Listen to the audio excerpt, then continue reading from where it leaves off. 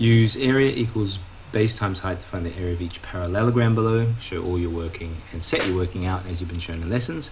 So let's start with the formula. Area equals base times height. The trick is to figure out which is the base and which is the height. It's not that hard if you always remember you're looking for 90-degree intersections of dimensions. This side here and this side here, they don't meet it 90 degrees.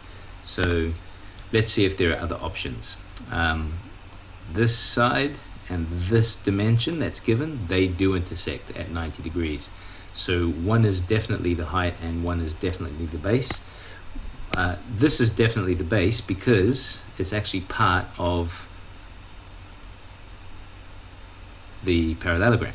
So base is 8 and the height, which must be at 90 degrees, right? 90 degrees, here's the height, it's 5. So area equals 8 times 5 is 40. 40 what? We're talking about meters. We're looking at area, so they're meters squared.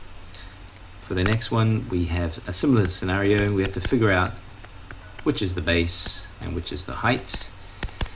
Because we've got an extra dimension we don't really need. Can't be this one really, because look, it doesn't intersect any line at 90 degrees, probably not all that useful. So let's start with the base being 11 and the height, see 90 degrees there, being 7, and area equals 11 times 7, which is 77. The unit of measurement is meters. We're talking area, so it's squared, and that's complete.